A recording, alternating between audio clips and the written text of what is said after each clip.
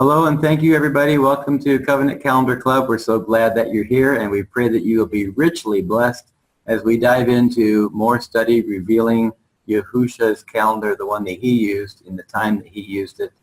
And we certainly want to be like him and do what he did and follow the blood ratified covenant. So we're going to begin by just shouting out to you and just give you a warm welcome, everybody. Let's say hello to everyone. Hello. All right. We're so glad that you're here. And with that, we're going to go ahead and get started with this evening's class. Okay, people. This is one of my favorite studies, one of my favorite PowerPoints. Charlene has helped me so much with this. We've worked together on this time in and time out. It's been rebuilt, redone many times. And I think there's a great message on it for you tonight. We're going to say some pretty strong statements tonight.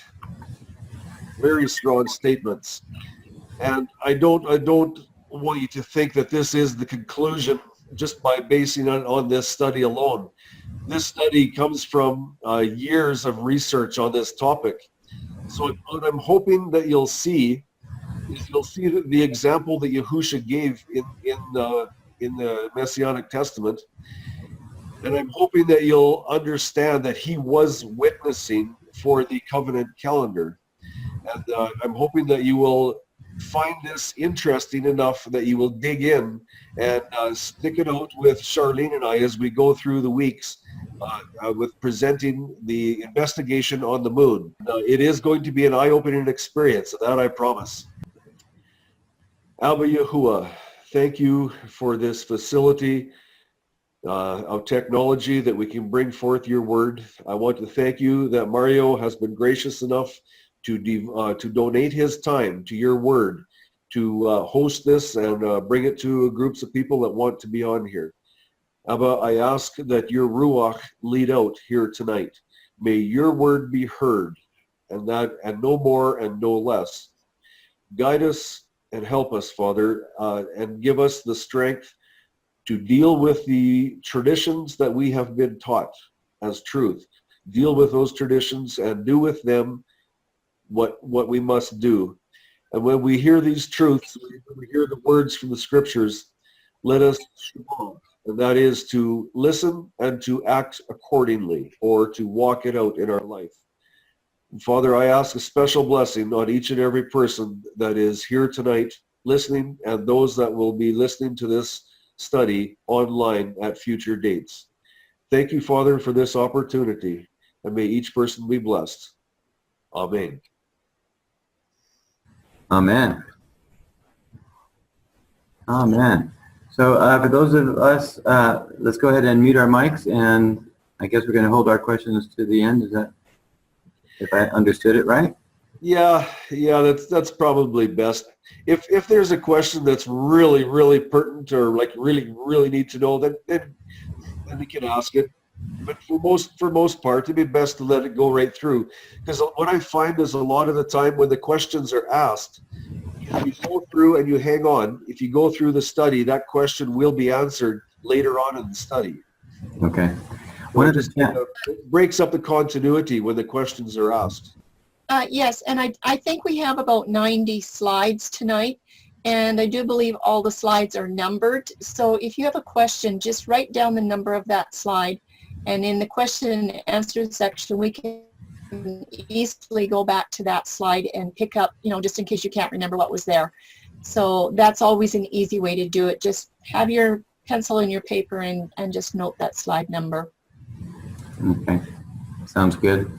I don't know if we'll always be able to see the number, but they're usually in the lower right-hand corner. Yes. Okay, Yahusha's contempt for the lunar-based calendar. Pretty strong statement. Let's have a look at it. What is the meaning of contempt? The feeling or attitude of regarding someone or something as inferior, base, or worthless. Scorn. Number 2. The state of being despised or dishonored was held in contempt by his former friends. Number 3, and listen to this one carefully. Open disrespect or willful disobedience of the authority of a court of law or legislative body. That number 3 says it all right there. Very, very important. So we're going to look at Yahusha's contempt for the lunar-based calendar. The appearance of the flower of this thistle is most beautiful.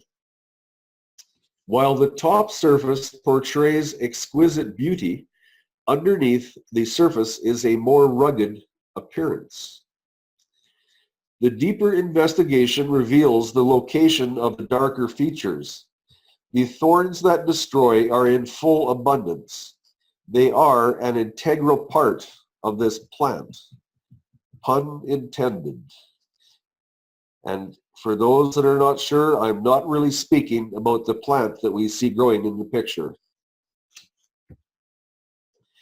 This study will examine something very potentially destructive. Important. The blood-ratified covenant calendar of Yahuwah has 0 lunar connections. I'll say that again.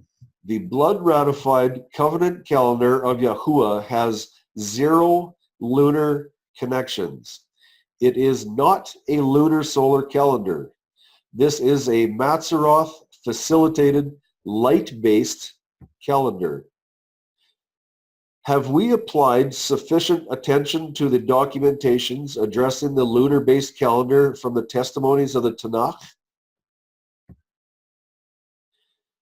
Are there witness texts within the scriptures that will give us a clear view of the celestial vs lunar calendar controversy that we can connect with the life of Yahusha? Will the life of Yahusha on this earth reveal knowledge on this highly contentious subject? People have said to me so many times, well, if the calendar has a controversial, then how come Yahusha never said anything about it? Well, I'm here to tell you tonight what you're going to see, that he did tell us about it by walking it out, by living it out in his life. Was Yahusha in agreement with the timing of the Feast of the Yahudim? The book of John gives us a great place to begin. And after this, Yahusha was walking in Galilee, for he did not wish to walk in Yehuda, because the Yahudim were seeking to kill him. And the festival of the Yahudim was near, the festival of booths. And you note that I have the festival of the Yahudim emphasized. So his brothers said to him, get away from here and go into Yehuda, so that your taught ones also see the works that you are doing. For no one acts in secret while he himself seeks to be known openly. If you do these works, show yourself to the world. Paraphrased, show us your works, prove your worth. That's what his brothers, that's what their intentions were. They wanted to see. Question with a clue.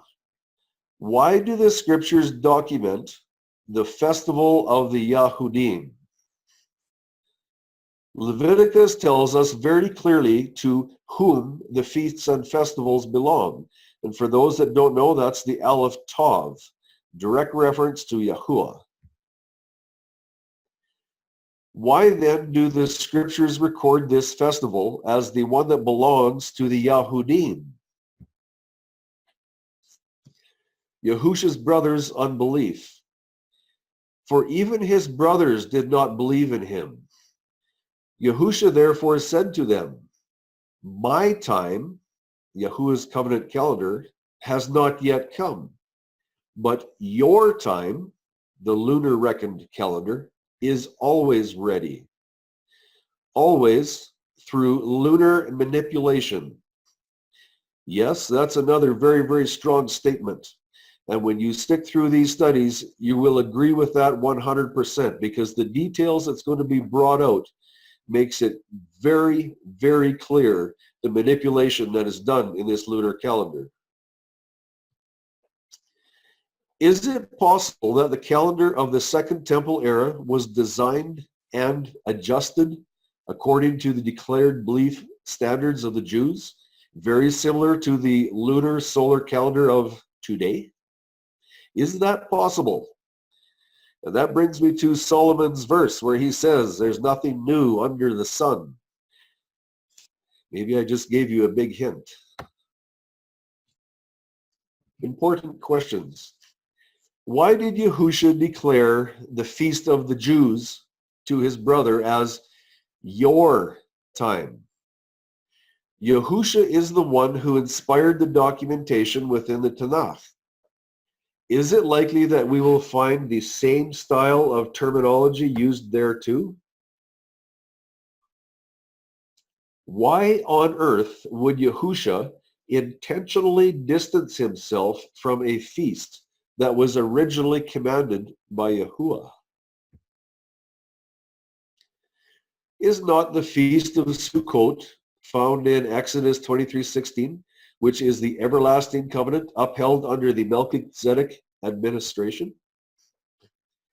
Is not this same festival required of all males under statute command? Yahusha himself was a male. All males most certainly included him. Yahusha spoke to his brothers and told them that their time was ready, but his time was not yet. What did Yahusha mean by this? Let's look into Isaiah's writings. Isaiah 1:12. When you come to appear before me, who has required this from your hand, to trample my courtyards? Paraphrased, who has taught you to desecrate my principles? Verse 13. Stop bringing futile offerings, incense. It is an abomination to me. New moons, Sabbaths, the calling of meetings. I am unable to bear what? Unrighteousness and assembly. Note the direct connection from the new moons, the Sabbaths, and the calling of meetings. The inspired word calls them unrighteousness and assembly. What was it about these different Sabbaths and assemblies that Yahuwah emphatically despised? Verse 14. My being hates your new moons and your appointed times. They are a trouble to me. I am weary of bearing them. And when you spread out your hands, I hide my eyes from you. Even though you make many prayers, I do not hear. Your hands have become filled with blood. Wash yourselves, make yourselves clean. Put away the evil of your doings from before my eyes. Stop doing evil. It does not get more plain than that. What characteristic personalized their Sabbaths, assemblies, a new moon at appointed times, that was such a serious evil offense to Yahuwah? From whom did this evil characteristic derive? Amos 5:21. I have hated, I have despised your festivals, and I am not pleased with your assemblies. Tell me, please, were the Israelites observing feasts and festivals that were opposed to the commands within the everlasting covenant? Amos 8:9. And it shall be in that day, declares the Master Yahuwah, that I shall cause the sun to go down at noon, and shall darken darken the earth on the day of brightness, and shall turn your festivals into mourning, and all your songs into lamentation, and bring sackcloth on all loins, and baldness on every head, and shall make it like mourning for an only son, and its end like a day of bitterness. How about Malachi 2:3? What does he say? See, I shall rebuke your seed, and scatter dung before your faces. This next phrase is a shock to me. It says, the dung of your festivals. We in this world have a different word for dung. And when we hear it, we are offended because it's offensive to our ears. But this word dung is no less offensive. These festivals that the Israelites were observing had a serious stink to them. Yahuwah he despised them emphatically. What does he say? And you shall be taken away with it. Will we receive the message that there is something profoundly sinister about these events that Yahusha will have absolutely nothing to do with? Why does he pin these events on humans? Yahuwah did, after all, command his followers to observe the feast and festival assemblies. Will we be able to discern a characteristic which Yahusha displayed in his life pertaining to his observance of the feasts as a profound declaration supported by his actions? Will his actions provide a clue to this mystery? Very, very serious questions.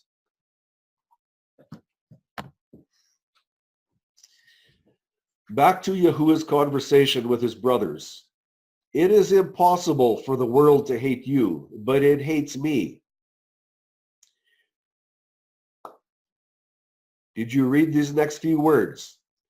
I bear witness of it. Yahusha is telling you, yes, I have told you, I bear witness. And it's from a light-based calendar viewpoint. I bear witness of it that the Second Temple era traditional teachings, works are wicked.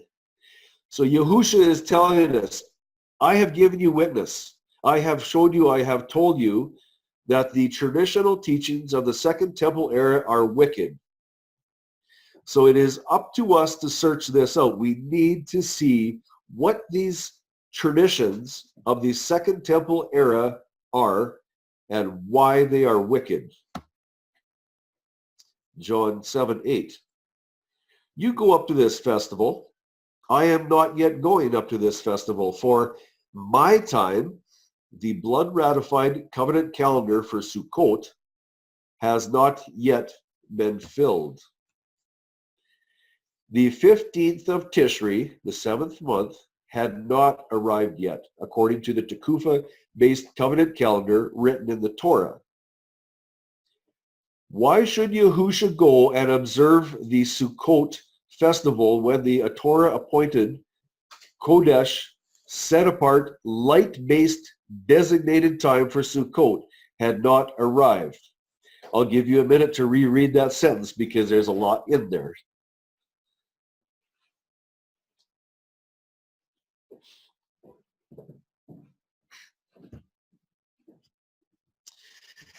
Yahusha witnesses? How? Yahusha tells us in no uncertain terms, I am and will give you evidence through my witness of this insidious evil. When Yahusha actually physically witnesses to a situation, what is it that you would expect to notice? Would a very clear, discernible discrepancy between the tradition of the Pharisees and the Torah truth be exposed to us? Could Yahusha's witness extend even to a very physical example?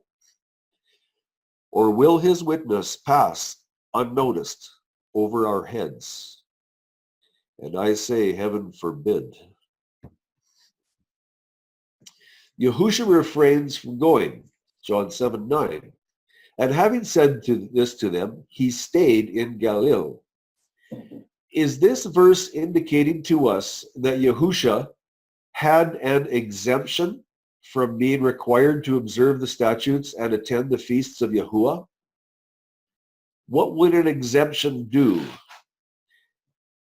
An exemption would allow Yahusha to disobey the statutes without being nailed with sin. So where is that exemption? Does it exist? This is what I'm asking. It appears on the surface that Yahusha was ignoring the statute-based command that all males need to present themselves before Yahuwah at the appointed times. And we'll see that in Exodus 23:17. 3 times in the year, all your males are to appear before the Master, Yahuwah. Is there an exemption there? If there is, I do not see it. It encloses everyone, each and every male living. Is there any place in the scripture where we learn that Yahusha need not observe the will of his Father? What factor gave Yahusha the authority to skip out from presenting himself to the Father on the first of Sukkot? I'm going to read that again. What factor gave Yahusha the authority to skip out from presenting himself to the Father on the first of Sukkot? Yahusha's next action, his witness. But when his brothers had gone up to the festival, then he also went up, not openly, but as it were in secret. At the feast, we learn in verses 11 to 12, the Yehudim were wondering where Yahusha was and were searching for him. The Yehudim understood the rule that all males were to present themselves before Yahuwah 3 times per year, as written in Exodus 23:17. They were fully expecting Yahusha to observe their feast, which is the feast of the Yehudim. Where was Yahusha HaMashiach? When did Yahusha arrive at the feast? And my question to you is, was Yahusha witnessing? The feast of the Yahudim, Tishri, the 7th month, the 8 days of Sukkot, John 7:6. Yahusha, therefore, said to them, my time has not yet come. There you see the Yahuwah's covenant feast of Sukkot starting here on the 15th of Tishri. There is the first day of his feast, my time, as he called it. But your time, there is the feast of the Yahudim. You'll see on the left-hand side of your screen, it starts on the 15th on their calendar. Your time is always ready. That little phrase, is always ready, is extremely, extremely important. That is human manipulation. Again, a strong statement? Absolutely. The evidence behind this is absolutely astounding. It is incredible. And these details are going to be brought out clearly in the next few months of these studies. Is there human manipulation in the calendar, the lunar-based calendar? Absolutely. This is the midst of the feast of the Yahudim. John 7:14. You see where it correlates with the first of Yahuwah's time? Yahuwah's first day of his feast correlated with the midst of the Sukkot feast of the Yahudim. The Sukkot feast of the Yahudim. But when his brothers had gone up to the festival, then he also went up, not openly, but as it were in secret. The Yahudim, therefore, were seeking him at the festival and said, "Where is he?" It becomes very, very clear that Yahusha was not attending the first of this feast. Yahusha, AWOL from Yahuwah's feast? To this date, there has not been a text found advising us that Yahusha was exempt from obeying Exodus 23:16 and 17. Could I have someone read these two verses for me, please? Exodus 23:16 and 23:17. Yes. And the festival of the harvest, the first fruits of your labors which you have sown in the field, and the festivals of the ingathering at the outgoing of the year, when you have gathered in the fruit of your labors from the field. 3 times in a year, all your males are to appear before the Master Yahuwah.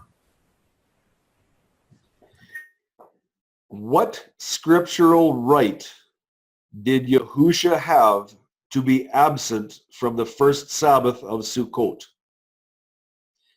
Thank you for reading that, Mario. Again, I'm going to read this. What scriptural right did Yahusha have to be absent from the first Sabbath of Sukkot? Did Yahusha arrive late? And about the middle of the festival, Yahusha went up into the set-apart place, and he was teaching. What could possibly be Yahusha's reasoning for arriving in the middle of a festival? What scriptural calendar reckoning could Yahusha cite that would still reckon him sinless in alignment with Yahuwah's will and justify being absent for the first part of the Yahudim feasts? For those that question why I say sinless, because when you break a statute, Yahuwah considers that as a sin. That is a very definite strike against you. So if Yahusha did not observe the festivals according to the statutes, he has a big problem. Yahusha arrives late, but right on time. Yahusha therefore said to them, "My time has not yet come, but your time is always ready." How can it always be ready? What does he mean by always ready? That comes in that manipulation again. The lunar-based calendar is designed to facilitate the beliefs of that system. And the evidence of this is going to come out magnified. John 7:14. And about the middle of the festival, Yahusha went up into the set-apart place, and he was teaching.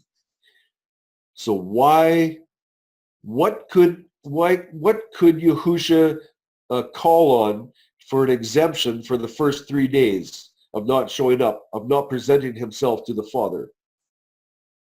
Or was my time, as he called it, was he right on time? Was he observing the first day of Sukkot according to the will of Yahuwah? I'm here to tell you he was. Yahusha arrives late, but very on time. Again, this is the lunar-based feast of the Yahudim. There is the middle of the festival. And about the middle of the festival, Yahusha went up into the set-apart place and he was teaching. What legal right does Yahusha HaMashiach claim from the scriptures that legally allowed him to miss out on the first part of Sukkot and not break the statutes of Exodus 23:17? I hope I have emphasized this enough. Yahusha's legal right. You go up to this festival. I am not yet going up to this festival, for my time has not yet been filled. Yahusha himself tells you his legal right to not attend the first days of the Feast of the Yahudim. He tells you in his voice, in his words, right here. This is his legal right, and he tells us clearly.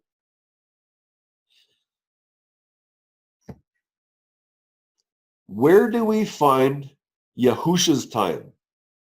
In the covenant calendar. Genesis 1, Exodus 24-11. In those verses, in those texts and chapters, that is where you will find the base foundation for the blood-ratified covenant calendar under the Melchizedek administration.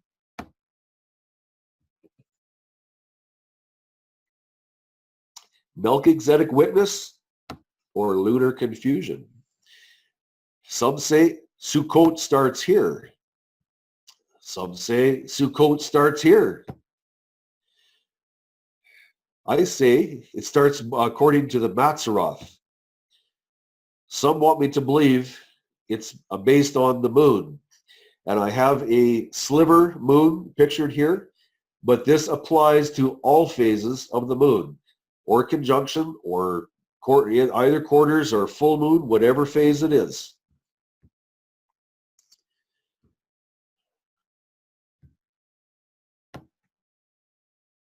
Yahusha's time. Speak to the children of Yisrael, saying, in the 7th month, on the first day of the month, you have a rest, a remembrance of blowing of trumpets, a set-apart gathering. Speak to the children of Yisrael, saying, on the 15th day of this 7th month is the festival of booths for 7 days to Yahuwah. When Yahusha said, for my time has not yet been filled, it is these times found in the Torah that must be fulfilled completely. Determining the start of the year. To determine the 7th month correctly, the very first day of the year must be correctly ascertained first. There are 10 verses in the Tanakh that indicate very clearly what celestial event maintains Yahusha's worship year. One is Exodus 34:22, in which the autumnal Tekufa signals the final events of Yahuwah's worship calendar year. 6 months prior is the spring Tekufa, and consequently the start of the new year. If this is not realized specifically by the Torah instructions, the feasts and festivals will not be on Yahuwah's Kodesh calendar. And for those that are just coming on that are new, there is a solid PowerPoint on the Tekufa. It's very, very important to understand and read this, because the Tekufa is the celestial event that ends the year going out and instigates the new year coming in. It's recorded in Scripture very, very clearly as the catalyst for changing the year. And we will note that it has absolutely nothing whatsoever in any way, shape, or form to do with the moon. Okay. Yahusha was living out the Torah, and his time was according to the Tekufa system for determining the new year. The Pharisees, the Yahudim, of the Second Temple era were observing their month start for the appointed times by the lunar calculations. Yahusha could not and would not observe the feasts of Yahuwah that were placed on a lunar-based calendar. Yahusha declares his method of witnessing. Yahusha answered them, I have told you, and you do not believe. The works that I do in my Father's name, they bear witness concerning me. I'm going to back this up and I'm going to go over this verse again because this is vital. Yahusha is telling you in his own words. John 10:25. Yahusha answered them, I have told you, and you do not believe. The works that I do. Okay, very, very clearly, he's telling us that the example that he sets in my Father's name, these examples bear witness concerning me. His habits, his lifestyle, the way he actuates his life and guides his life, that is his works from his Father's name, and these ones bear witness. It's these actions that will tell us what calendar he was observing. John 10:26. But you do not believe because you are not of my sheep, as I said to you. My sheep hear my voice, and I know them, and they follow me. That last phrase, and they follow me. Pretty clear. We need to take note of what Yahusha is doing. When he stood up and set his foot forward in opposition to the leaders of the Yahudim, we need to pay attention because that is his works, that is his witness. Did Yahusha witness against the lunar-based worship system of the Second Temple? From where did Yahusha receive his directives? There's the name of your creator, Yod-He-Vav-He, or Yahuwah. Yahusha received his directives from Yahuwah. Yahusha, a witness for Yahuwah. How can we know that Yahusha is testifying for Yahuwah's will? Yahusha was teaching the people, and they were amazed at the depth of understanding being delivered to them. What was his response to their inquiry of where he received his knowledge? John 7:16.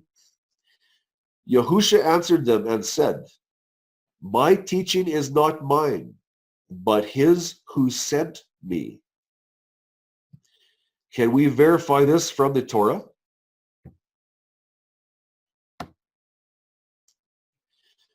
Your clue. Yahuwah speaks to Moshe. Deuteronomy 18:18. And note once more, this is from the Torah. I shall raise up for them a prophet like you out of the midst of their brothers, and I shall put my words in his mouth, and he shall speak to them all that I command him. And it shall be, the man who does not listen to my words, which he speaks in my name, I require it of him.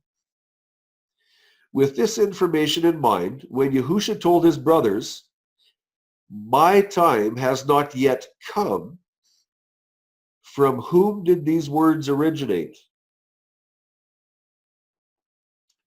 We just read at the top of the screen, and I shall put my words in his mouth. Pretty good connection there. Teaching by example or just simple conversation.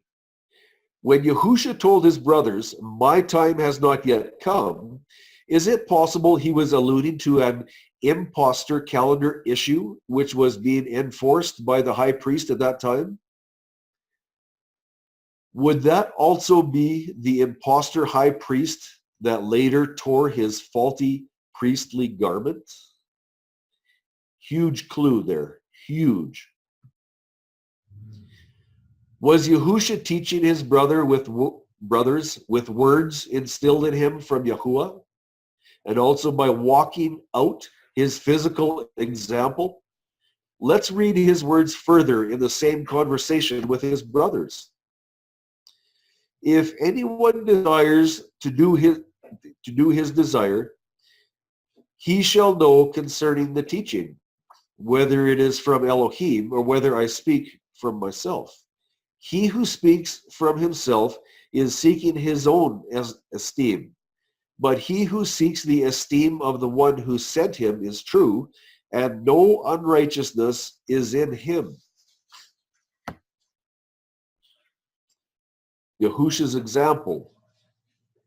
And beginning at Moshe, that's the Torah, and all the prophets, he was explaining to them in all the scriptures the matters concerning himself. Yahusha tells us, John 7:17, if we truly desire to know his ways, we will be given that understanding. So if we are truly desiring to be on the correct worship calendar of Yahuwah, would it be appropriate to search the Torah for information exposing my time? And you'll notice that verse again. And beginning at Moshe and all the prophets, he was explaining to them in all the scriptures the matters concerning himself. His example, his witness, was go back to the Torah. Go back to the written word of Moshe. That is where the foundation is. That's where we need to start.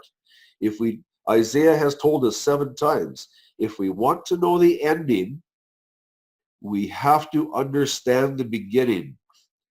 And if we go to the ending and we try to explain the middle of the Bible, we're going to end up with confusion. We got to go back to the Torah as the example of Yahusha. Go back to the Torah and start at the Torah. Should we just accept the rabbinical lunar solar calendar named the Hebraic calendar, which is formulated and promoted by Judaism today? And I have a very difficult time with this title, the Hebraic calendar, because this is not the covenant calendar of the Hebrews that Yahusha wished them to be on. This Hebraic calendar, and the reason why I have it with, I lost my name of those not italics, but those marks. The reason why it's emphasized is because this is not the real Hebraic calendar. This is an impostor, much the same as the priest that tore his garment. Yahusha's hammer. Did not Moshe give you the Torah? Yet not one of you does the Torah. Why do you seek to kill me? How can Yahusha say that they were not doing the Torah? They were observing, okay, we're talking about the timing right now. This is the context we're in. They were observing the feasts and the festivals, but yet he told them, as per timing, not one of you does the Torah. Does is an action word, not a belief value. Physical steps must be taken to fulfill this word. What physical action were the Pharisees either innocently or intentionally going afoul with by observing their feasts, the feasts of the Yahudim? Read also Matthew 5:20. Is there anybody that could look this up and read this for me? I'll finish this page or this screen, and then I would like somebody to read Matthew 5:20 for me. I'll finish this page. What is it that we need to be doing that exceeds that of the scribes and Pharisees? Declaration from Yahusha should send red flags blazing into the sky before our eyes. Could someone please read Matthew 5:20 for me? I'll do it. Thank you. For I say to you that unless your righteousness exceeds that of the scribes and Pharisees, you shall by no means enter into the reign of the Shamayim. Thank you. Thank you very much. Yahusha just told us that we must do better than what the scribes and the Pharisees were doing. We need to be on a different program, on a different scale, closer to Yahuwah and without breaking the statutes. We have to exceed what they were doing at that time. Interestingly enough, the lunar-based calendar that was so prolific today is the same lunar-based calendar that was at that time. And Yahusha is telling us we need to do better. The key of knowledge removed. Woe to you, learned in the Torah, because you took away the key of knowledge. You did not enter in yourselves, and those who were entering in, you hindered. How did they hinder them? Link reminder. The context of this conversation from Yahusha to his brothers in John 7 is timing. What timing characteristic that the scribes and Pharisees were observing had efficiently defiled the Torah? And I say defiled because Yahusha said that they did not do the Torah. They did not fulfill the commands. So they were defiling something. What was it? What is that key of knowledge? Here in Luke 11, Yahusha is outlining some of the things where the Pharisees are going astray from the word. What is the key to knowledge that Yahusha was referencing?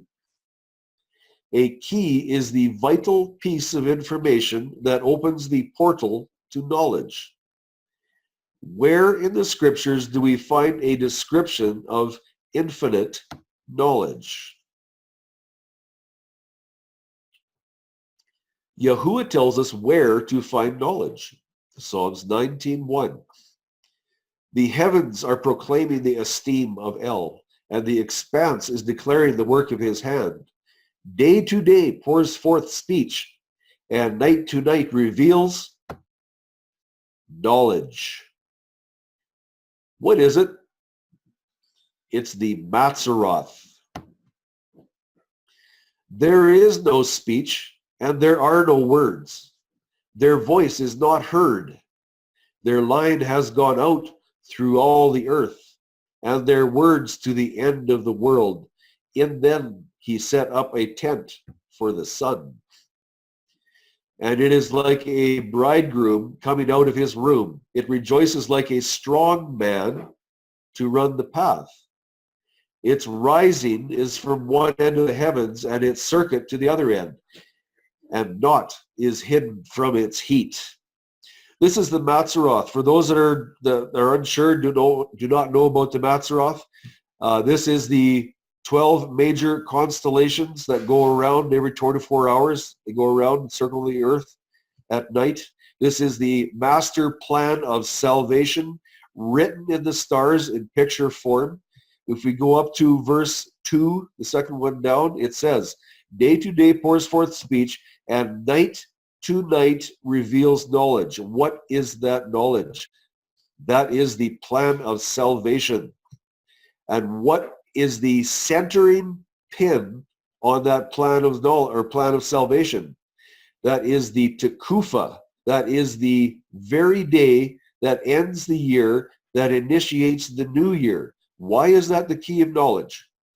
Because without understanding that Tekufa, if we do not know how to locate it, if we disregard it, if we set it aside, then we are not on Yahusha's covenant calendar. When we are not on the Moedim, on the appointed times, that Yahuwah promised he would be with us and bless us. If we're not there, how can he bless us?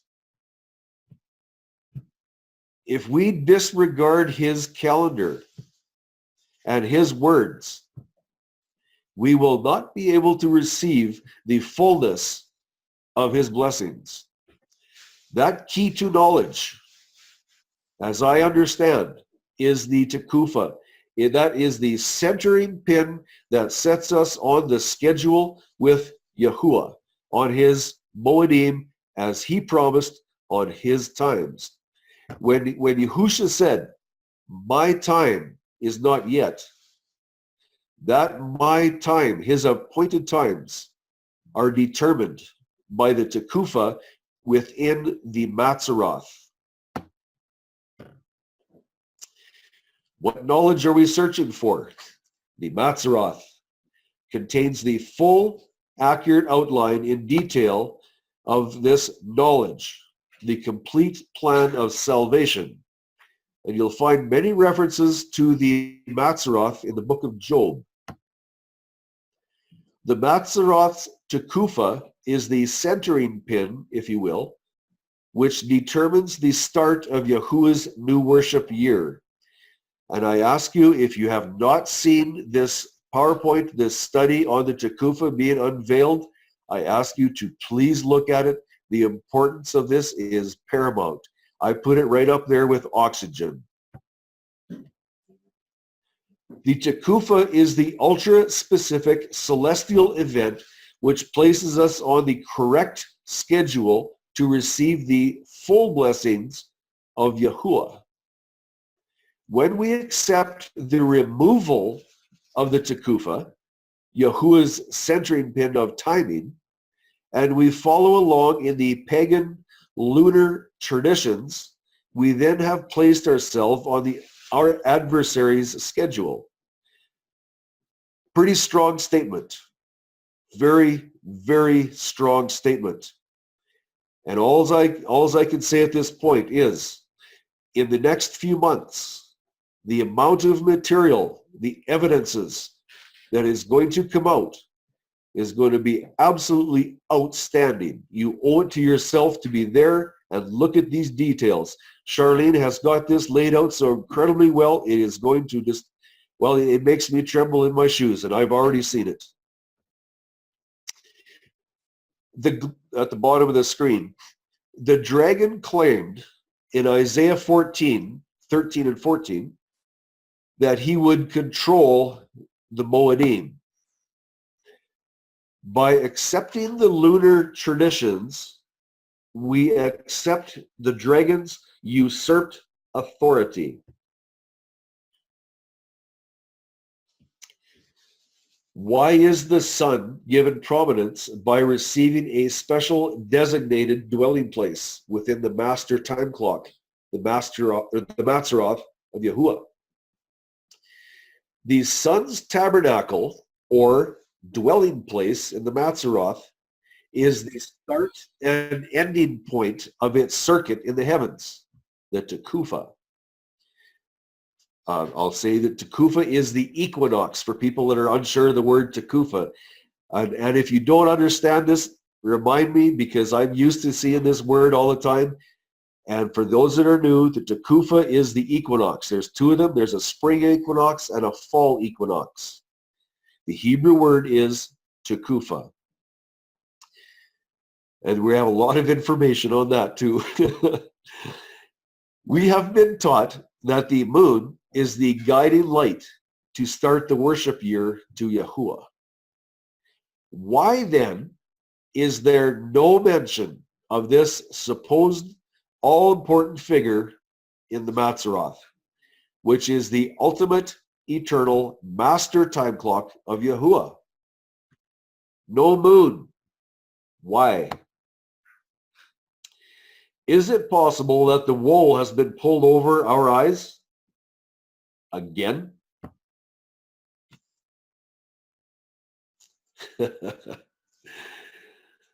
Pretty good picture. Very good slide. Never let anyone pull the wool over our eyes, my friend. Talk is cheap. I'd like a copy of that slide. You got it, Mario. Hey, while I have just a second to interrupt you, I want to let people know that some of the teachings that you're mentioning, the PDFs, are in the weekly email. Takufa is one of them. It's under the Covenant Calendar, the first series, so they can be downloaded right from that email. Thank you, Mario. I appreciate that. Mm-hmm. So, nobody's going to pull wool over your eyes, I hope. That's funny. We got to give Charlene credit for that. She put it in and inserted it and asked me if I liked it, and I absolutely love it. Thank you, Charlene. The Mazzaroth constellations, infinite knowledge. Here's the samples in Job of the Mazzaroth. Do you bind the bands of Kima or loosen the cords of Kesiel? Do you bring out the constellations, the Mazzaroth, in its season? Or do you lead the bear with its sons?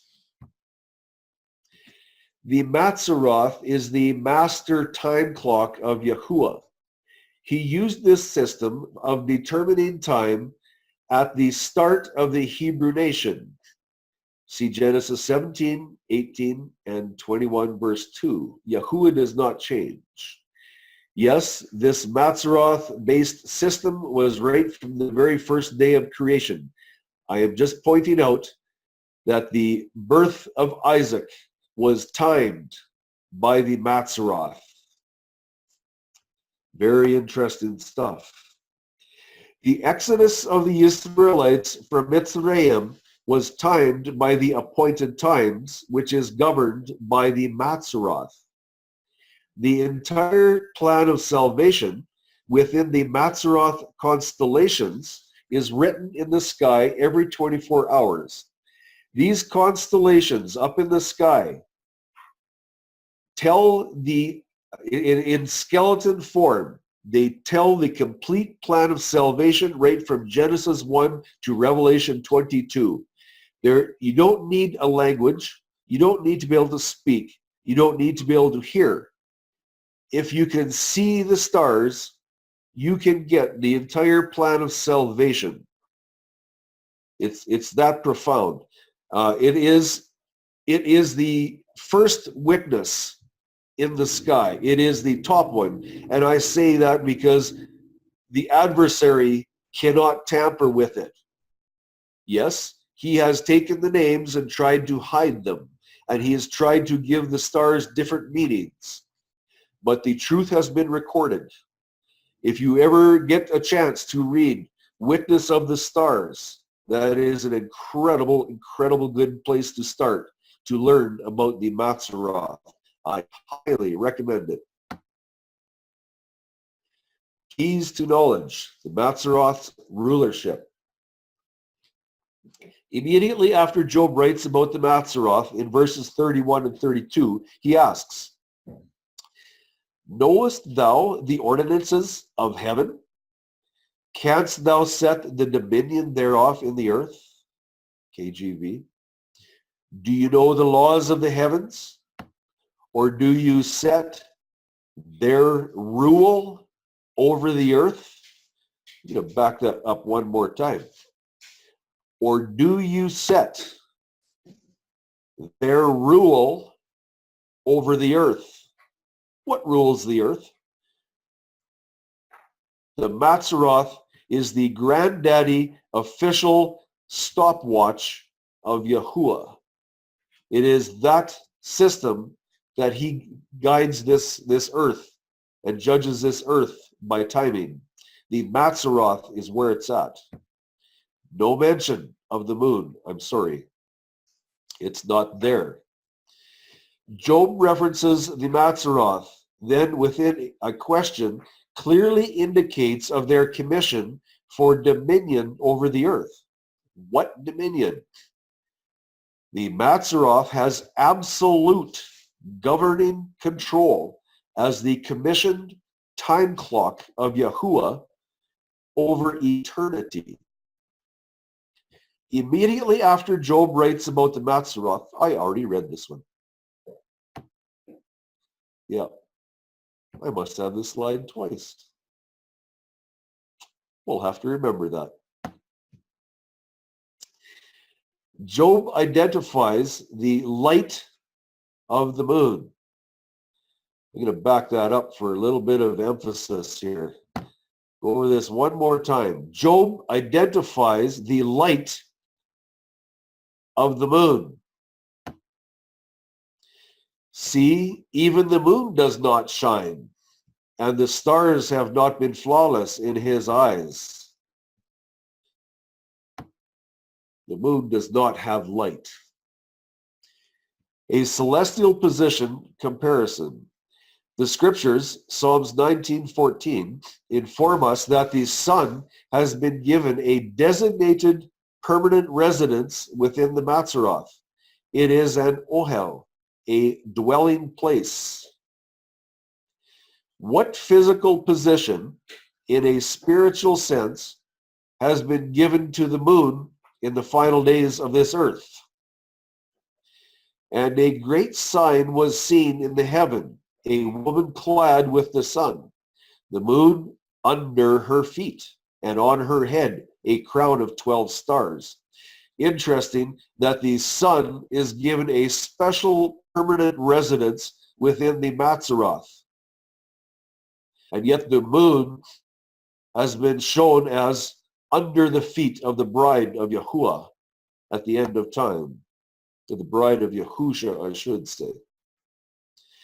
Have you ever considered the spiritual concept of the position under the feet?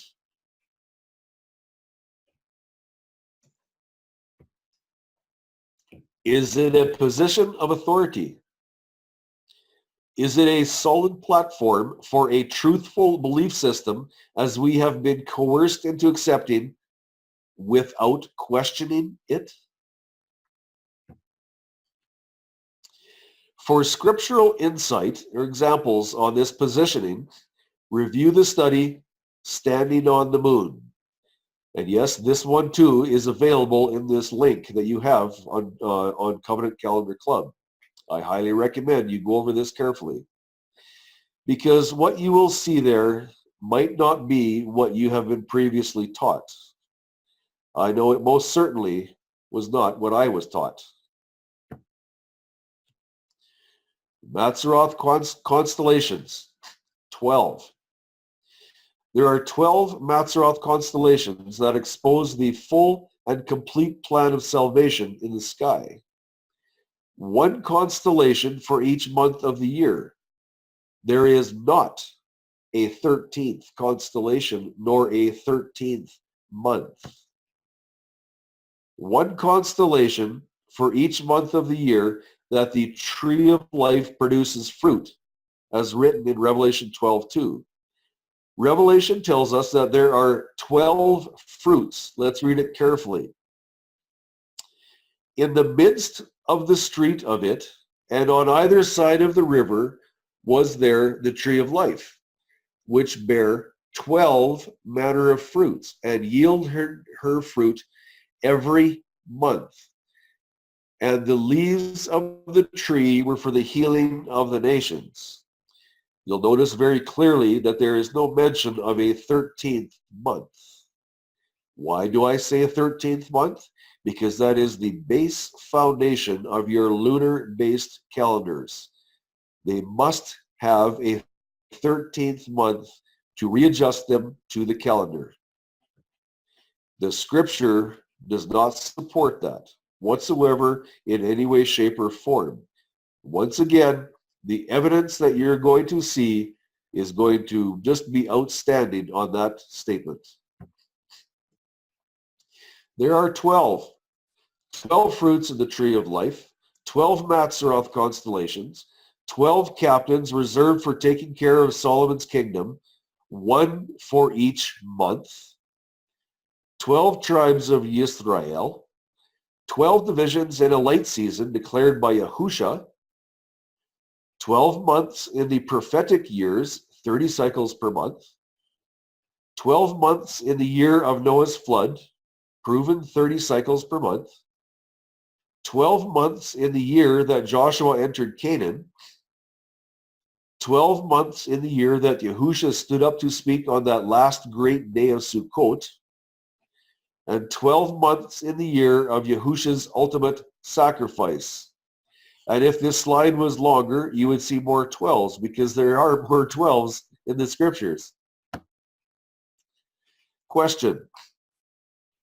Where is a 13th month with a second witness as required by Yahuwah? Where? It does not exist in the scriptures. Oh yes, by manipulation you can find one, but Yahuwah does not give, or it does not have a second witness. And it is a confused interpretation to manipulate the story for a 13th month. A 13th month does not exist in the scriptures. Is it possible that Yahusha arrived at the Feast of Sukkot in the middle of the celebration because he was observing Sukkot according to his father Yahuwah's will? Is this what Yahusha meant when he said to his brothers, "My time has not yet been filled"? Was Yahusha operating on a calendar other than the Metonic cycle, which had become enforced after the death of Hezekiah? For those that do not understand what the Metonic cycle is, that is the 29.5-day lunar month, which is said to have been discovered by a Greek man named Meton. That was just after the death of Hezekiah. That is when the lunar calendar came into fruition, became enforced, and was adopted by the Second Temple era in the Hasmonean period, just prior to Yahusha living on this earth. So the Pharisees and the Sadducees were operating under this lunar-based Metonic cycle. This is the calendar that Yahusha had severe problems with. This is the calendar, the lunar-based calendar, that Yahusha had utter contempt for, and he witnessed clearly against it. Is the Metonic cycle the same lunar-based calendar that is recorded by the Zadokite priests of Qumran, the one they so vehemently abhorred because it had insidiously crept into the Second Temple era worship traditions? Is this lunar-based calendar one of the reasons why the Essenes of Qumran abandoned the tabernacle for their seclusion from evil traditions, and also the impostor leadership derived from the Hasmonean period leading into the Second Temple era? If you read about the Zadokite priests of Qumran, they emphatically and adamantly despise this lunar-based calendar that had crept into the tabernacle hierarchy and proceedings. It is documented very, very well. Interesting that John the Baptist was in Qumran learning from these Zadokite priests. John the Baptist kept the calendar, the covenant calendar of Yahuwah. What about a second witness from Yahusha? Here we are. Yahusha is 12 years old. His earthly parents take him to the Passover. Please note very carefully the wording of this next text. And when he was 12 years old, they went up to Jerusalem, according to the practice of the festival. Please pay attention to the words. Have you ever questioned why the scripture tells us it was according to the practice of the festival instead of saying according to the Torah? Have you ever questioned that?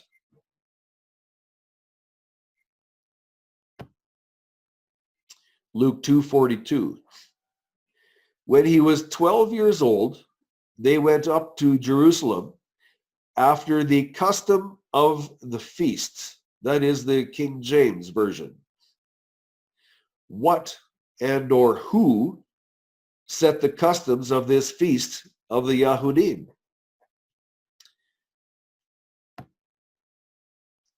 Customs of the feast. A mistake in translation? The scriptures are very clear and quite eager to tell us exactly when the Torah is being followed. Luke 2:27. And he came in the Spirit into the set-apart place. And as the parents brought in the child, Yahusha, to do for him, according to the usual practice of the Torah. Luke makes no mistake. We are to understand that what was being done here was according to the statutes written out by Moshe. The scripture does not make a mistake in telling us. He wants us to know when things are done according to the Torah or when they're done according to the Yahudim, there is a difference. There is an extreme difference. And it is these works that Yahusha did that will divide these two and expose it clear. Here we are. Luke 2:39. And when they had accomplished all matters according to the Torah of Yahuwah, they returned to Galilee, to their city, Nazareth. Once again, according to the Torah, make no mistake, please. There is a difference. Two ideals side by side, a visual, psychological, and contextual separation. Number one, according to the practice of the festival. Please note the words. Number two, according to the Torah of Yahuwah.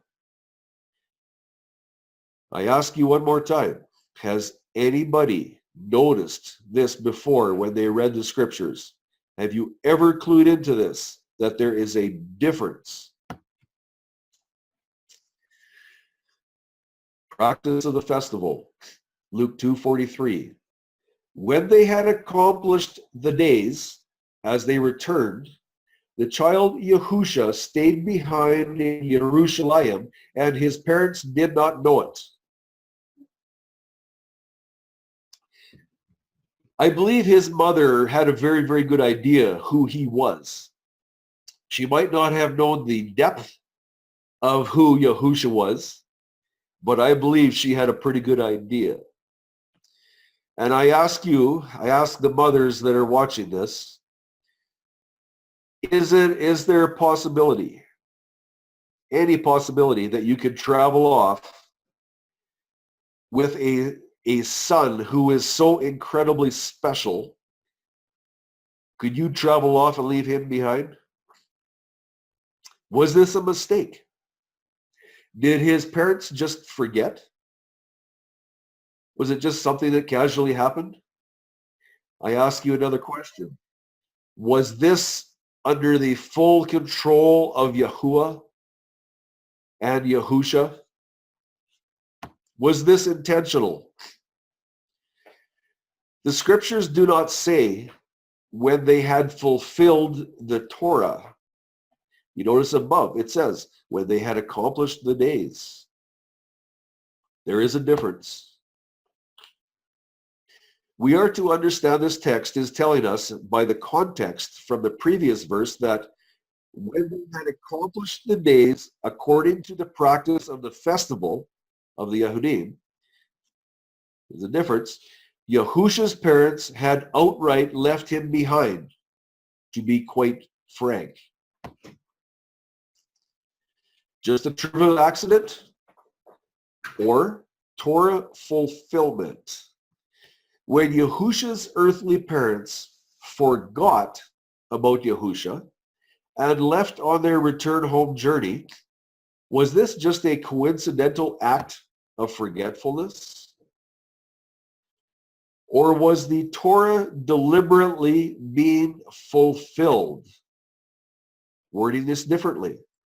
When Yahusha was found by his parents in the tabernacle, what was Yahusha's response?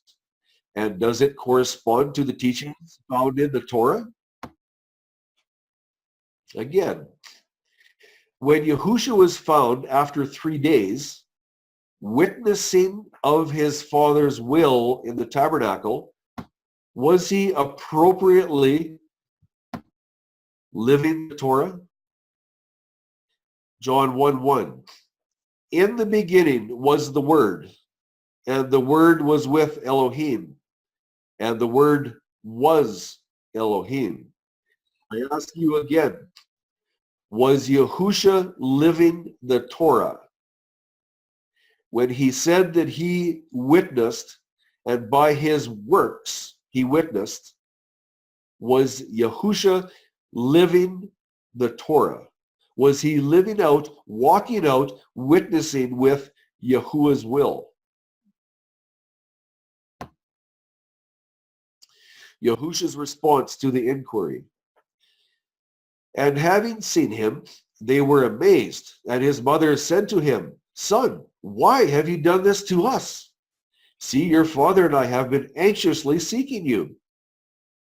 Yahusha's response. And he said to them, Why were you seeking me? Did you not know that I had to be in the matters of my Father? I'll read that again. Why were you seeking me? He was kind of amazed at them. Should you not know? Why are you asking me this, mother? You need to know this. Did you not know that I had to be in the matters of my Father? Mark those words. The matters of the Father. 3 times in the year you are to observe a festival to me. Guard the festival of unleavened bread. 7 days you eat unleavened bread, as I commanded you, at the time appointed in the month of Abib. For in it you came out of Mitzrayim, and do not appear before me empty-handed. And the festival of the harvest, the first fruits of your labors which you have sown in the field, and the festival of the ingathering at the outgoing of the year, when you have gathered in the fruit of your labors from the field. 3 times in the year, all your males are to appear before the Master Yahuwah. There is no exception there. Yahusha attended the festival of the Yahudim, entering in the middle of the Feast of Sukkot in John 7. Note the fearful implication of Yahusha arriving at the middle of the Feast of Sukkot. Yahusha would have failed to present himself to Yahuwah during the first of the feast and be in attendance at the tabernacle in accordance with the statutes of Exodus 23, 15-17, Deuteronomy 16, 2, 5, 6, 11, and 16. These are what would have been broken by Yahusha had he not attended the first of the feast of his time, of his father's time, on his father's covenant calendar. Failure to observe statutes is always a sin. What on earth was Yahusha thinking? The questions we then need to ask ourselves are, by not observing the first Sabbath of the Feast of the Yahudim, did Yahusha incur a sin upon himself? Since Yahusha is deemed sinless, what circumstance allows him to skip the first Sabbath of the Feast of the Yahudim and remain sinless? Back to John 7:18. The context of timing, midst of the festival, verse 14, has just been set by Yahusha. Then, when questioned by the Yahudim, Yahusha declares to them outright that they do not do the Torah. Pretty strong words from Yahusha. They're observing the feast, a feast, and Yahusha tells them in the context of timing that they do not do the Torah. They do not fulfill the Torah. Pretty strong words. Yet they were all there observing their Sukkot feast of the Yahudim. What part of the Torah prevents the feast of the Yahudim from being observed according to the statutes of Yahuwah? Should read that sentence again, that question again. What part of the Torah prevents the feast of the Yahudim from being observed according to the statutes of Yahuwah? What on earth is this situation? According to Yahusha, there is a circumstance which inevitably prevents the Yahudim from observing the Torah correctly.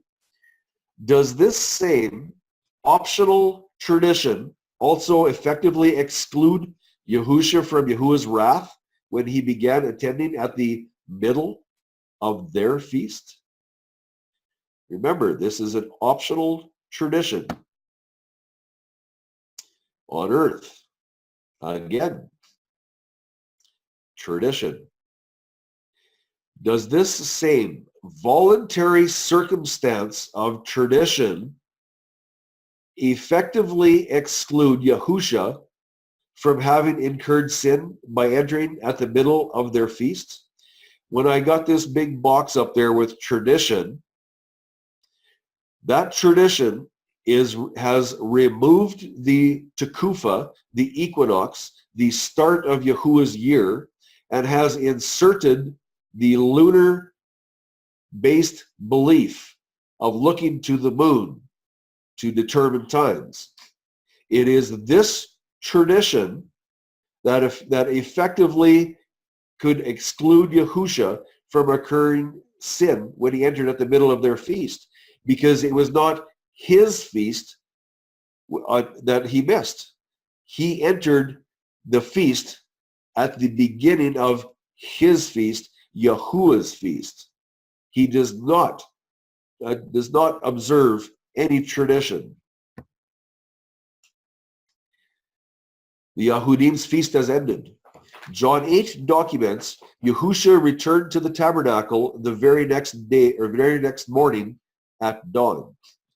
It was a seventh-day Sabbath on the 23rd of the month, the day after the festival of the Yahudim was over, and he continued to teach. For those people that understand calendar, this highlight of a seventh-day Sabbath on the 23rd of the month speaks volumes. Did Yahusha return to the tabernacle intending to present himself before the Master Yahuwah according to the calendar of Torah and Exodus 23, 34, Numbers 29, and Deuteronomy 16? Is that what Yahuwah was doing, or Yahusha was doing? Was he presenting himself in accordance with the covenant calendar of the Torah? Luke 2 documents Yahusha, as 12 years young, was witnessing in the tabernacle 3 days after the Pesach festival of the Yahudim was over. Yahusha declared he was attending to his Father's business. This is after the feast of the Yahudim. Yet Yahusha declares he was doing his Father's business. Was Yahusha obediently presenting himself before Yahuwah according to the covenant calendar so brilliantly documented throughout the scriptures? Yahusha's contention. Was Yahusha in agreement with the Metonic cycle, the lunar solar calendar of the impostor Second Temple hierarchy? Or have these scriptures efficiently exposed an obvious difference in observing the Moedim between the Yahudim and Yahusha. Recall slide 61.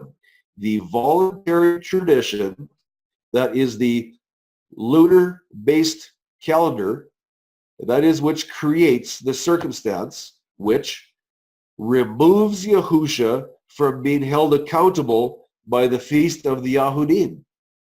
Why? Because that feast of the Yahudim was not on the calendar, the blood-ratified covenant calendar as given to Moshe at Sinai, signed and sealed. The feast of the Yahudim were not on that calendar. They were on their own traditional calendar. This voluntary tradition, the lunar-based system, is what prevents the Yahudim from observing the Torah. When Yahuwah and Yahusha said, you do not do the Torah, or not, no, I should say, none of you does the Torah. When he told these Pharisees that, he was alluding directly to the lunar-based calendar because the context was timing. He told them, your system, your calendar is faulty. You do not observe or fulfill the statutes of the Torah. You do not do the Torah. And he was directly speaking, opposing the lunar-based calendar. There it is. Yet not one of you does the Torah. Man, those are strong, strong words. Why was Yahusha not conforming to the lunar solar calendar of the Second Temple era? Would there be any connection to the destruction of Jericho, the very center of moon worship? Would there be any connection with the order to Gideon to destroy Zebah and Salmunna, moon worshiping leaders of their people? What about when Gideon retrieved the moon crescent pendants from on their camels' necks, and these became a snare to Gideon later in life? What about that? Is there a lesson here? Can we learn from these examples? Next time you are asked, is there any proof of Yahusha being not in agreement with the lunar-based calendar in the Messianic Testament? What will your answer be? Next time you are asked, how do we know Yahusha observed the covenant calendar that is recorded clearly in the flood account with Noah and the Exodus from Mitzrayim while living on this earth? What will your answer be?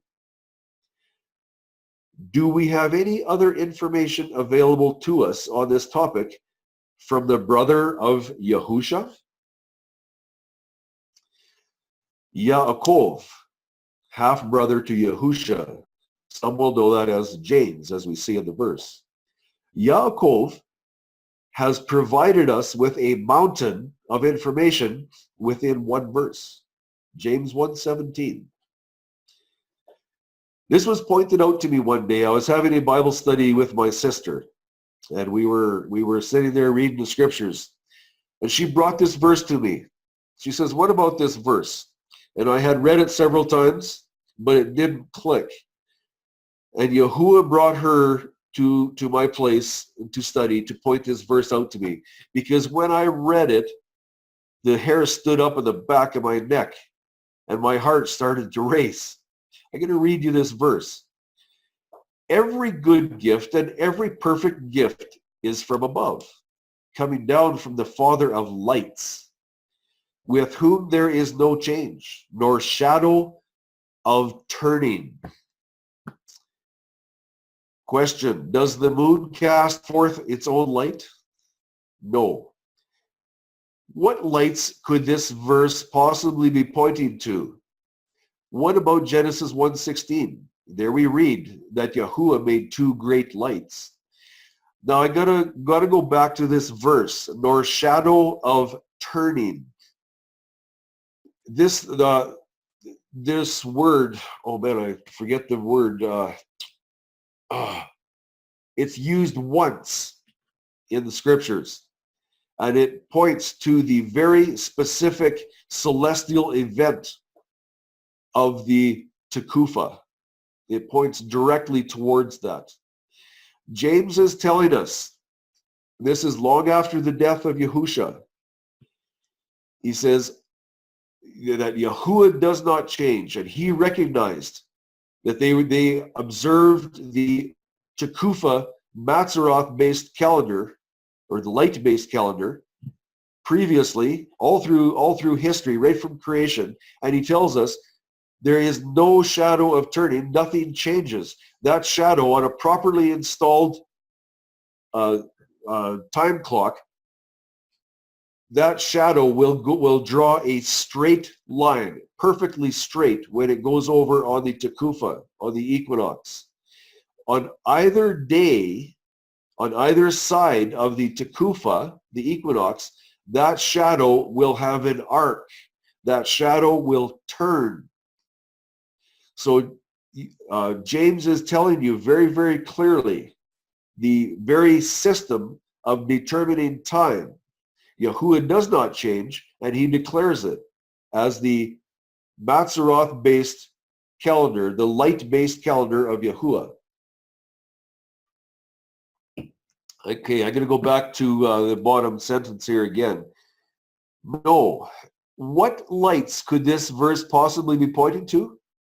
What about Genesis 1:16? There we read that Yahuwah made two great lights. As the moon does not have its own light, but only reflects the light of the sun, how can it be said that the moon is referenced here as one of the two great lights, or the lesser of the two great lights? The moon does not have light. I don't know how many eclipses you have watched, total eclipses, but I have watched total eclipses. When the light is cut off from the moon, there is no other light that comes from it. It is nothing but darkness. What are the two great lights? According to the Tekufa, initiating the beginning of the new year, there are two great lights which actuate this event. The original Hebrew language declares the Tekufa as being the year end. These two are the Mazzaroth light, that is the knowledge from the constellations, and number two, the position of the sun light, that is timing, within the Mazzaroth. These are your two great lights that are spoken of in Genesis 1:14. These are the two great lights. It is from the earth that we are to observe the light of the sun, recording its location within the light of the Mazzaroth constellations. How was this measured in ancient times? By a sundial. Does the moon cast a shadow of its own light on the earth, causing a shadow from its own light without any assistance from the sun? No, it does not. The moon is darkness without sunlight. In James 1:17, where it is recorded, with whom there is no change nor shadow of turning, what shadow is Yaakov referencing? Yaakov confirms the shadow of the sundial is the truth still believed by the followers of Yahusha. This Tekufa calendar system, designed by Yahuwah to determine time for eternity, has not been, nor ever will be, altered. On a correctly installed sundial, when the Tekufa occurs, there is no shadow in the correct space on the sundial. There is no shadow when the end of the year occurs and the start of the new year begins. Okay, I am referencing one type of system to determine this. The other system, the other sundial or sun clock, it has a shadow, and that is the shadow that forges a straight line. That shadow on the Takufa does not turn on the Takufa.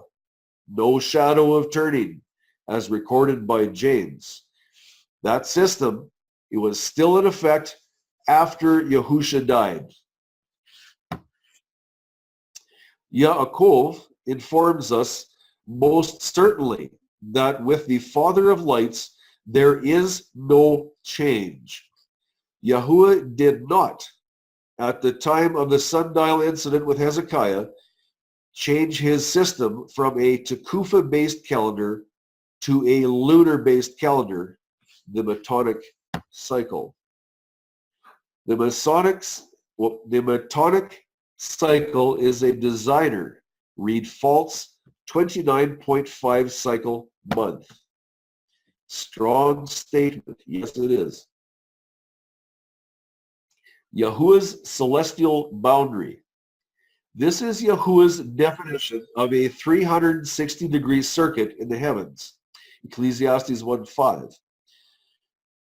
The sun also rises and the sun sets and hurries back to the place where it arose. The completion of a circuit in the heavens is found at the original place of departure. That original place of departure is the completion point of a 360-degree circle. I'm going to read this again because this is vital. This is extremely important, and you're going to see why very soon. The completion of a circuit in the heavens is found at the original place of departure. And we go up to the verse, it says, the sun sets and hurries back to the place where it arose. There's your 360-degree circuit. Now let's look at some of man's lunar month definitions. Terminology. There are several types of lunar months.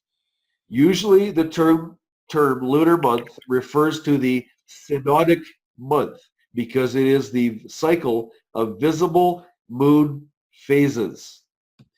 Most of the following types of months, but not the distinction between the sidereal and tropical months, were first recognized in Babylonian lunar astronomy. Okay, these are quotes. Sidereal month. The period of the moon's orbit as defined with respect to the celestial sphere of the fixed stars, nowadays the International Celestial Reference Frame, is known as a sidereal month. Because it is the time it takes the moon to return to a given position among the stars. Now, please note in the blue the time it takes for a moon to complete the sidereal month. It takes 27 days, 7 hours, 43 minutes, and 11.5 seconds. That is rounded off to 28 days. That is your true moon's orbit, your lunation, I should say. That is a 360-degree lunation of the moon, just under 28 days. This type of month, and remember this is a quote from the area, this type of month has been observed among cultures in the Middle East, India, and China in the following way. They divide the sky into 27 or 28 lunar mansions, one for each day of the month, identified by the prominent stars in them. Did you note the amount of days required for the moon to complete a 360-degree circuit? It's rounded off to 28 days. Note, please observe the non-Christian cultures from the last slide that observed the actual time of a full 360-degree lunation, which is a little over 27 cycles or days in length. Why did Christian cultures stretch out the lunar month to come as close as possible to Yahuwah's 30-cycle solar month? And you'll see what I mean by stretch out very soon. The lunar month, you'll see the stretch out by the lunar month in the wording in the next lunar month. Definition highlighted in yellow. This will be further explored real soon. Here it is, the synodic month. Now, these are quotes, and what you're going to see is the false heliocentric Earth ideals. I do not agree with them. There is so much evidence proven against this. It is just outstanding. But these are quotes, and so you're going to see these false ideas written in the quotes. Is this Yahuwah's established format for determining time? Okay, here we go. The synodic month. This is the average period of the months or of the moon's revolution with respect to the line joining the sun and earth. The synodic month is the period of the moon's phases because the moon's appearance depends on the position of the moon with respect to the sun as seen from the earth. Now that does not agree with the scriptures. Yahuwah says nothing about looking to the moon. While the moon is orbiting the earth is progressing in its orbit around the sun. Uh-oh. Does the earth actually orbit around the sun? Just a question. After completing a sidereal month, okay, that's your 28-day month, the moon must move a little further to reach the new position. There you have it. There is your stretching out of the month. There is your, where the sidereal month, the lunation has accomplished 28 days. That's your 360 days. And yet here, to observe or to have a synodic month, it tells you the moon must move a little further to reach the new position. So they are going beyond the 360 degrees declared by Yahuwah as a complete circuit. This is your synodic month. This longer period is called the synodic month. Question to ponder pertaining to the first paragraph quote on the last slide. Where in the scriptures do we find instruction to draw a line connecting the earth, the sun, and the moon? Where do we find that? Yahuwah has not given us that instruction. The Tekufa gives us direction for a visual connection with the earth, which is our viewpoint, while discerning the location of the sun within the Mazzaroth stars. We read about that in Psalms 19, 1-6. Here is the verses that have the Tekufa. And this is what is gone over in the PowerPoint, the Tekufa unveiled. And these need to be examined very, very, very carefully. Where is the instruction to replace the Mazzaroth with the moon of any phase? Where? It does not exist in the scriptures. Oh yes, we can find many, many instructions to do that, but they have no base, no foundation from Yahuwah. Nowhere found in the scriptures. Man's designer circuits. We see within the definitions man's redesigning and formation of a different set of boundaries for determining a lunation. Man's new design includes points beyond a completed 360-degree lunation circuit. So what man has done, he has set aside Yahuwah's declaration of a completed circuit and formed his own design for a 29.5-day lunation of the, or circuit of the moon. Why? Because the people that are the power that promotes the lunar system wants a month as absolutely close to Yahuwah's 30-day month as possible.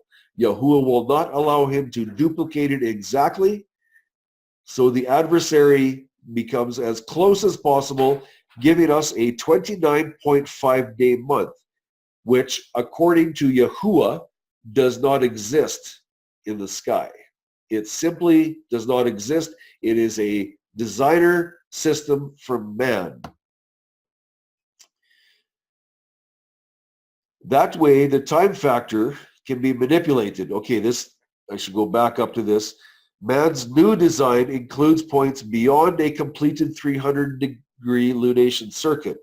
That way, the time factor can be manipulated to appear as near as possible to Yahuwah's 30-day month design for determining time. This type of manipulation is identical to when the dragon told Eve, "You shall certainly not die," but there it is, manipulation, a little truth and a lot of falsehood.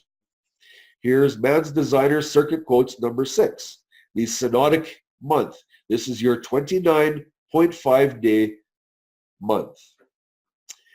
Since the Earth's orbit around the sun is elliptical, okay, and I have a definite problem with this statement. I do not believe the Earth orbits around the sun, and we'll get into that a little bit. And okay, I'm going to start over again. Since the Earth's orbit around the sun is elliptical and not circular, the angular rate of Earth's progression around the sun varies during the year. The angular rate is faster near periapsis and slower near apoapsis. Okay, I'm going to skip out that because we don't need to read that, and we're going to go back down to, you'll see here, 29.18 to about 29.93 days.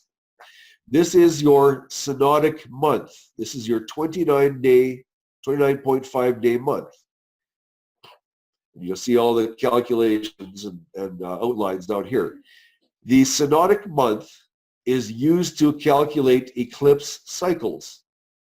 A synodic month is longer than a sidereal month because the Earth-Moon system is orbiting the sun. Oh boy, I have a difficult time with that, but I'll keep on. In the same direction as the moon is orbiting the Earth. Therefore, the sun appears to move with respect to the stars, and it takes about 2.2 days longer for the moon to return to the same apparent position with respect to the sun. What about the Mazzaroth? How come we're giving respect to the sun and not the Mazzaroth with the sun in it and the Jakufa? What happened to the Mazzaroth? It has been removed. Do you remember me going back and speaking about the keys to understanding when Yahusha said you have removed the key to understanding? Here it is. Where is the Mazzaroth? It is gone. And here is the 2.2 days longer for the moon. This is man's stretching it out, redesigning. The Mazzaroth has been ignored. The synodic month. In astronomy, the length of time during which a body in the solar system makes one orbit in astronomy. The path in science, or path in space, described by a body revolving about a second body where the motion of the orbiting bodies is dominated by their mutual gravitational attraction. And here I'm not going to go into that, talking about the elongation in astronomy. Not going to go into that. And here we go. Because the Earth moves, I have a definite problem with that. We're going to read a verse on that in a little bit. Because the Earth moves in its own orbit, the synodic period differs from the sidereal period, which is measured relative to the stars. The synodic period of the moon, which is called the lunar month or lunation, is 29.5 or 29.5 days long. It is longer than the sidereal month. The moon is full when it is at opposition. In astronomy, alignment of the two celestial bodies on opposite sides of the sky as viewed from the Earth. Opposition of the moon or planets is often determined in reference to the sun. Mark, can you please read Psalms 93:1 for me? I'll give you time to find it. I should have had this coming up earlier so I could prepare you, but I forgot about it. But if you could read that, I would greatly appreciate it. It is an incredible verse, and it just stands out against this statement here, this quote.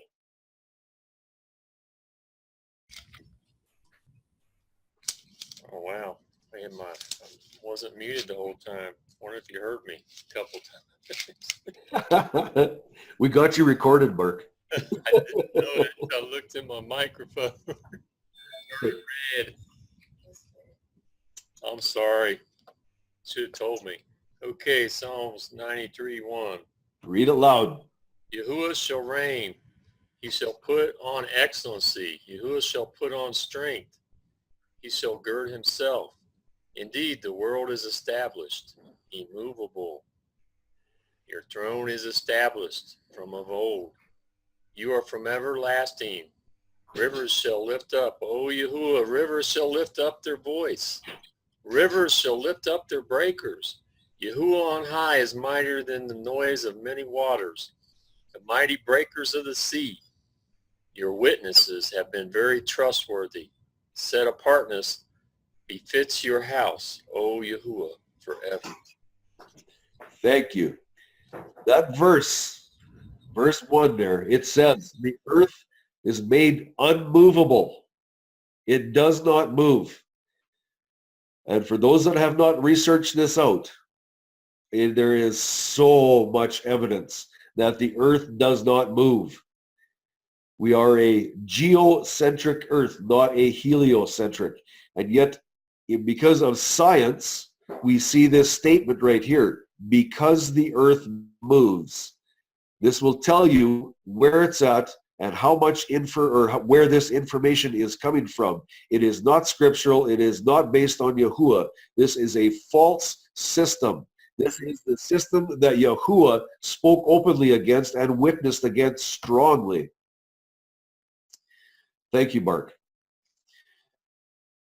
The synodic month, metonic cycle connection. One sidereal month later, it will not yet be full, since it must travel further in its orbit around the Earth to reach the point of opposition, which has moved relative to the stars because of the Earth's motion. See, it's being stretched out. It must travel further in its orbit. Take note of that black box. Wonder what's in there. I'm doing this for a very specific reason. Since the calendar month is not equal to the lunar month, the full moon does not occur on the same day every month.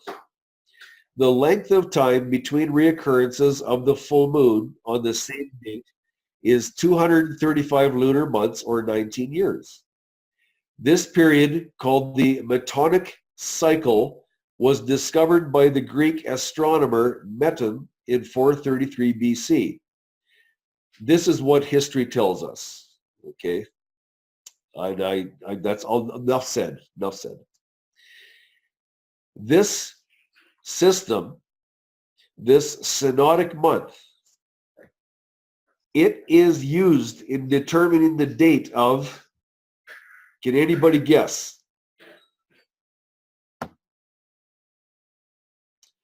The synodic month is used in determining the date of Easter on the Gregorian calendar. Quite the roots in this synodic month. Interesting stuff. Why? We need to question this with all our hearts. Just because you pulled the wool over my eyes doesn't make you smarter than me. It just makes you more manipulative. Very good quote. Would that apply to the synodic month that has been manipulated, stretched out, set aside Yahuwah's peripheries, and man makes his own peripheries to have a 29.5 day month, which is close to Yahuwah's 30-day month? Serious, serious stuff. Really serious. Who attempted to change the times and laws? Who decided to stretch the lunar month by altering, redesigning Yahuwah's boundaries of a full 360-degree circuit? Who desires to achieve a monthly circuit that nearly reflects that of Yahuwah's Matzeroth-based 30-day month? And that 30-day month can be seen throughout scriptures so clear, so clear. Who produces authority that can achieve replacing Yahuwah's selected celestial identities, the sun light and the Matzeroth as the Tekufa combination? Who can replace that? Who has the authority to replace Yahuwah's institutions from creation? Yahuwah determined that these divine institutions founded at creation defined a completed year and a 360-degree, 30-day, monthly, cyclical pattern. What is the significance of this replacement? When man chose to, number one, replace the light of the sun and instead reference the reflected light from the moon, when man chose to, number two, remove the Matzeroth to Kufa, what then did man in effect do? I want you to think about this. When man has removed the Tekufa and inserted lunar tradition, when they removed the light of the sun, which causes the shadow of the Tekufa, what did man do? Man has, in effect, removed the two great lights of Genesis 1:16 from any importance whatsoever. Man has played God, and he has designed his own system, his own program, and is promoting it through the lunar-based calendars. The lunar-based calendars remove the light of the sun, which causes the shadow. They have removed the Tekufa. They have removed the Matzeroth. They have removed the two great lights of Genesis 1:16. Does that sit well with you, my friends?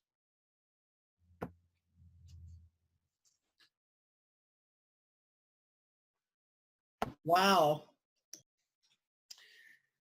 Yaakov assures us the Matzeroth-based calendar that Noah operated on has not, nor ever will be, changed by Yahuwah. This information comes directly from the half-brother of Yahusha after his crucifixion at Golgotha. Yahusha was not in agreement with the Pharisees' lunar-based traditions. Consider Yahusha's cutting statement to them. Woe to you, scribes and Pharisees, hypocrites, because you go about the land and the sea to win one convert, and when he is won, you make him a son of Gehenna, twofold more than yourselves. If that's not powerful, if that's not a strong statement, I do not understand what is. That Yahusha has just, wow, he has come out swinging a big hammer. Why did he say this? One reason is that they converted a person and placed that person on a lunar-based calendar that Yahusha passionately despises. Another scathing statement. But woe to you, scribes and Pharisees, hypocrites, because you shut up the rain of the heavens before men. For you do not go in, nor do you allow those who are entering to go in. You shut up the rain of the heavens. You threw out the Matzeroth. You take away the Tekufa. Remember I was telling you about the Matzeroth started, or the birth of Isaac was timed by the Matzeroth. That is the granddaddy time clock of Yahuwah. And yet these Pharisees, they shut up the rain of the heavens, they throw out the Tekufa, and they insert the lunar system, the moon, and he tells them, you do not accept and you do not allow those who are wanting to accept the system of Yahuwah. You prevent that. That is why they are now placing people on the, as men, people of Gehenna, on the side of the adversary. Very, very, very, very strong words. The words of Solomon, there is nothing new under the sun. Where do we get our information to observe by the moon today? How have the Pharisees accomplished this heresy of silencing the governing authority of the heavens, the Matzeroth? Because you took away the key of knowledge. How was this evil accomplished? The Pharisees abandoned the word of Yahuwah, where we are told about the Tekufa ending and starting the new year, and gave us their tradition of giving allegiance to the moon instead. Tekufa, abandoned, means out of covenant. What occurs when Yahuwah's celestial governing event, the Tekufa, is abandoned for a dogmatic impostor? It is then impossible to enter into covenant with your Creator. Was it that the Pharisees did not and could not enter in themselves? Or let me reread that. What was it that the Pharisees did not and could not enter into themselves? They could not be in covenant with Yahuwah because they disregarded his Torah. That's why Yahusha said to them, yet none of you does the Torah. Not one of you does the Torah. They could not be in covenant with Yahuwah. And where do we get our information to observe times and appointed times, years by the moon? Where do we get that today? Please pay attention, people. Please pay attention. This is serious, serious stuff. If you want to be in covenant with Yahuwah, please pay attention. Why could not the Pharisees enter into covenant with Yahuwah? Because they rejected the divine institution from creation that initiated the Kodesh worship calendar, upon which are the Moedim, the feasts and the festivals. They removed the two great lights of Genesis 1:16. The Pharisees thought it better to follow the moon than Yahuwah's Tekufa. And I go back, people, go back. Please go back and read that Revelation 12:1, standing on the moon, and get the connection with Jericho. Read that carefully. Please read that carefully. Yahusha's response to their choice. The Pharisees had rejected the Tukufa for the moon, to which Yahusha said, "But woe to you, scribes and Pharisees, hypocrites, because you shut up the rain of the heavens before men, for you do not go in, nor do you allow those who are entering to go in. Woe to you, scribes and Pharisees, hypocrites, because you go about the land and the sea to win one convert, and when he is won, you make him a son of Gehenna, twofold more than yourselves." Am I doing repetition? Yes, repetition is needed. We need to understand what he is talking about. How could the Pharisees lead a convert to be in covenant with Yahuwah when they refused it themselves? How could they teach about the key of knowledge, the Tekufa, which would place people on the covenant calendar of Shem, Noah, Abraham, Isaac, Jacob, Noah, and Moshe, when they had rejected the word of Yahuwah? How can that be? Where do we get our information today, people? Where do we get our information? Do we go ask a rabbi?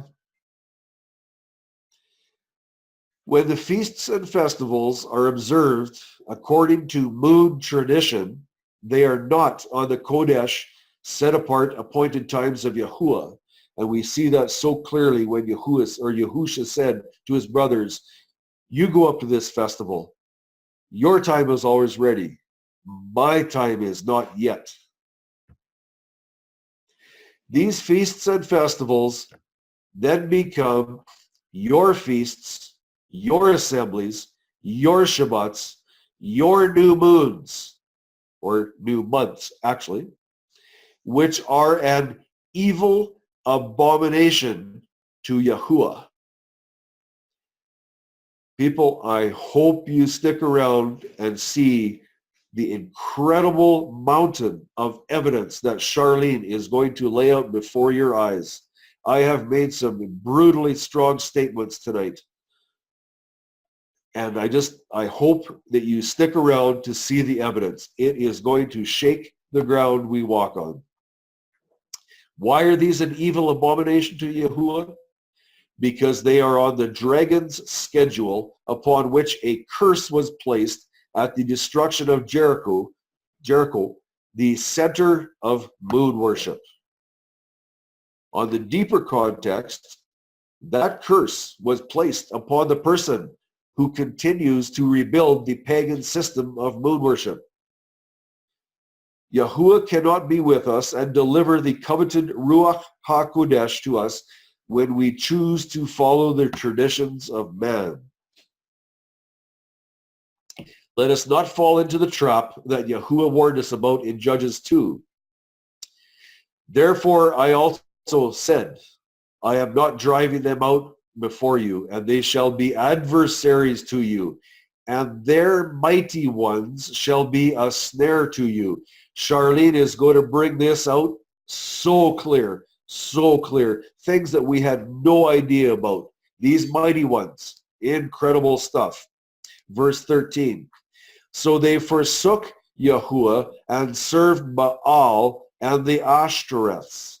Then Yahuwah raised up rulers who saved them from the hand of those who plundered them. However, they did not listen to their rulers either, but went whoring after other mighty ones. Please pay attention to this. And bowed down to them. They soon turned aside from the way in which their fathers walked in obeying the commands of Yahuwah. They did not do so. Bowing down doesn't mean get down on your knees and put your head to the ground. Bowing down means giving allegiance to, walking after a system. That is the bowing down that is so, so serious. Just about finished, people. If we as a people are pledging allegiance to a pagan tradition of allowing the false leadership of the moon to guide us, are we bowing to the Baals and Ashtoreths seen in this world today? My friend, let us repent and return to the word of Yahuwah with a passion never before realized. May Yahuwah grant you never-ending portions of guidance and wisdom. This is the end of this study, but what's next? This completes 2 introductory studies on the problem of the moon being in command of the month. Next study on June 1, 18. I hope you are there. Charlene has got this study. This is an incredible study. It is called The Moon, Oh the Moon. You need to be there. I hope you're there with your ears open. This is an incredible study. Does Moshe really give the moon the prominent position to begin each month?